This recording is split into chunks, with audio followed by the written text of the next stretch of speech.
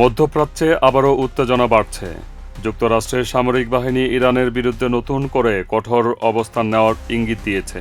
বিভিন্ন আন্তর্জাতিক গণমাধ্যম প্রকাশিত খবরে বলা হয়েছে, যুক্তরাষ্ট্র ইরানের গুরুত্বপূর্ণ সমুদ্র বন্দরগুলো অবরোধ করার হুমকি দিয়েছে, যা বৈশ্বিক বাণিজ্য ও জ্বালানি বাজারে বড় ধরনের প্রভাব ফেলতে পারে। বিশ্লেষকদের মতে এই হুমকির পেছনে রয়েছে ইরানের সাম্প্রতিক সামরিক তৎপরতা এবং আঞ্চলিক প্রভাব বিস্তারের প্রচেষ্টা।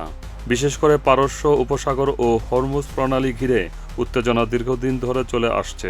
বিশ্বের একটি বড় অংশের তেল পরিবহন এই গুরুত্বপূর্ণ জলপথ দিয়ে হওয়ায় এখানে যে কোনো সংঘাতের প্রভাব আন্তর্জাতিক বাজারে দ্রুত ছড়িয়ে পড়ে।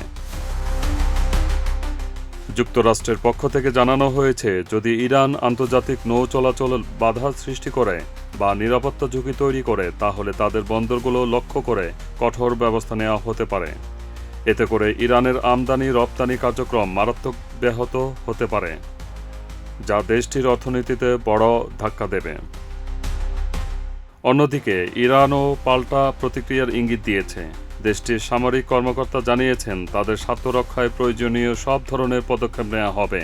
এতে করে দুই দেশের মধ্যে সরাসরি সংঘাতের আশঙ্কা আরও বাড়ছে বলে মনে করছেন আন্তর্জাতিক সম্পর্ক বিশ্লেষকরা।